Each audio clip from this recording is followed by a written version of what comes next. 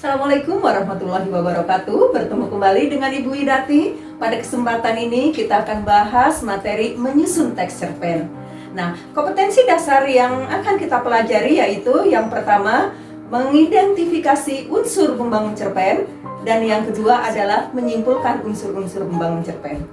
Tujuan pembelajaran kita kali ini, yang pertama, kalian dapat mendefinisikan cerpen. Yang kedua, kalian dapat mengenali ciri-ciri cerpen. Ketiga, mengidentifikasi unsur-unsur pembangun cerpen.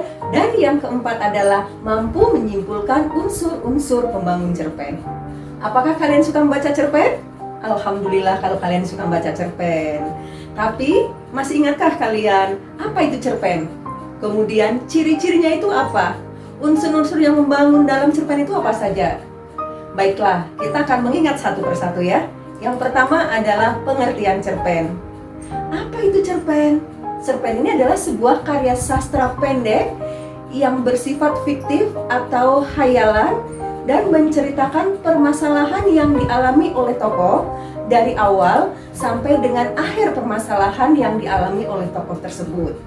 Nah, yang kedua, kita akan mengenali ciri-ciri cerpen. Apa sih ciri-ciri cerpen? Yang pertama, bersifat fiktif atau khayalan. Yang kedua, tokohnya hanya sedikit. Yang ketiga, terdiri atas 3 sampai dengan 10 halaman.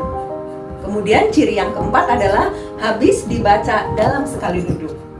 Ciri yang kelima, watak dan tokoh diterangkan atau diceritakan secara singkat. Ciri yang keenam, sumber cerita diambil dari kehidupan sehari-hari.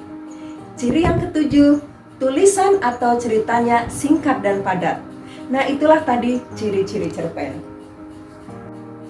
Setelah tadi kalian sudah mengenali definisi cerpen, ciri-ciri cerpen, sekarang waktunya kita akan mengidentifikasi unsur membangun cerpen. Unsur membangun cerpen itu ada 2. Yang pertama adalah unsur intrinsik. Unsur intrinsik ini adalah unsur yang membangun di dalam cerita itu sendiri. Apa contohnya?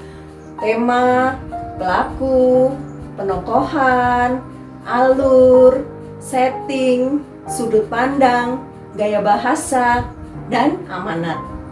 Kemudian unsur yang kedua adalah unsur ekstrinsik. Apa itu unsur ekstrinsik? Unsur ekstrinsik itu adalah unsur yang membangun di luar cerita itu. Contohnya apa? Latar belakang masyarakatnya, latar belakang pengarang, dan nilai yang terkandung dalam cerita tersebut. Nah, itulah unsur-unsur yang membangun di dalam cerpen.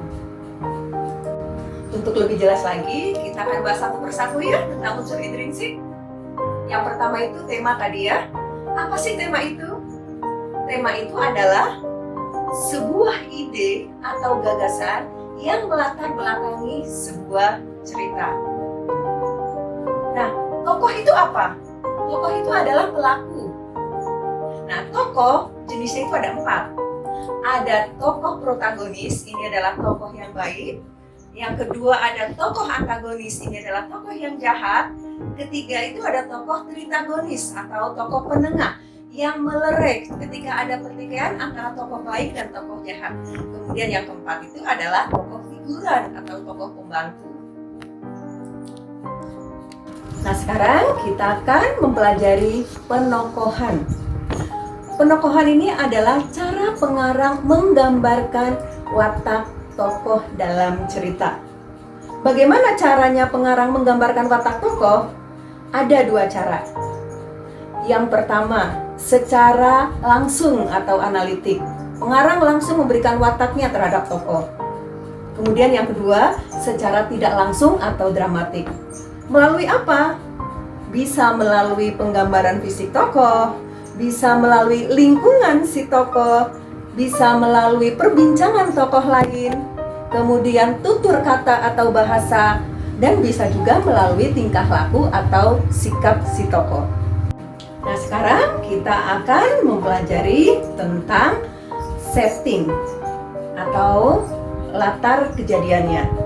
Setting itu ada setting tempat, ada setting waktu, dan ada juga setting suasana.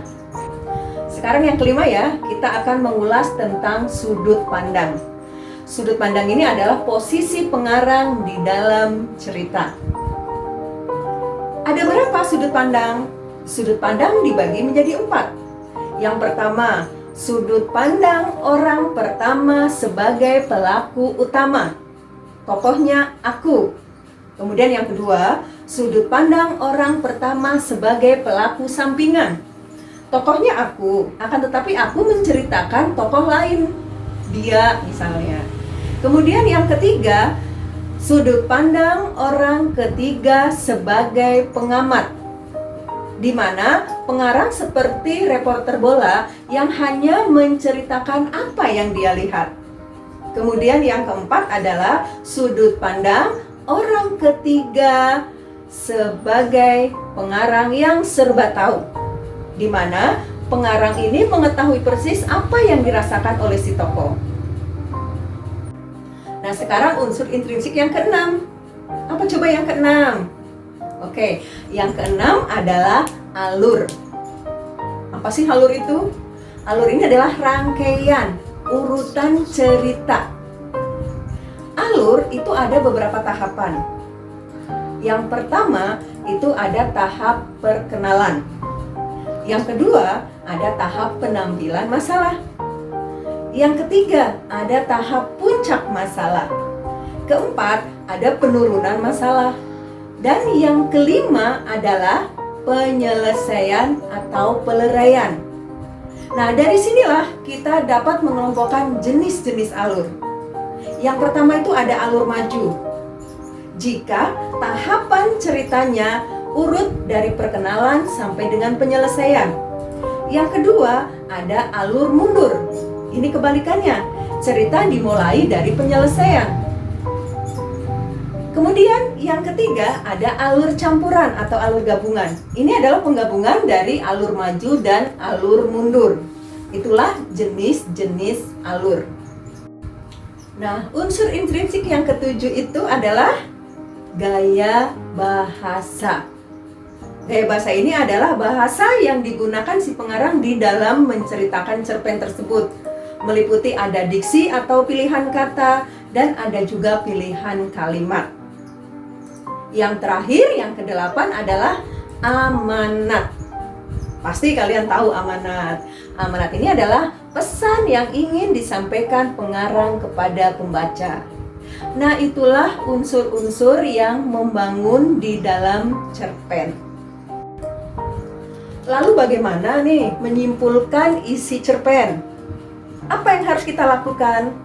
Nah, langkah-langkah menyimpulkan isi cerpen itu yang pertama, baca cerpen secara menyeluruh. Dibaca semua. Kemudian yang kedua, pahami isinya. Ketika sudah paham, langkah yang ketiga adalah menentukan unsur-unsur intrinsik cerpen. Yang keempat, mencocokkan unsur intrinsik tersebut dengan isi cerpen. Dan yang kelima, menyusun laporan atau simpulan dari isi cerpen tersebut. Itulah 5 langkah bagaimana menyimpulkan isi cerpen. Demikian tadi penjelasan Ibu tentang definisi cerpen, ciri-ciri cerpen, mengidentifikasi unsur pembangun cerpen, dan menyimpulkan isi cerpen. Dapat dipahami ya? Alhamdulillah. Jika kalian sudah paham, kita akan bertemu kembali di lain kesempatan. Kita akan membahas materi tentang struktur cerpen, kemudian ada aspek kebahasaan cerpen. Terima kasih. Assalamualaikum warahmatullahi wabarakatuh.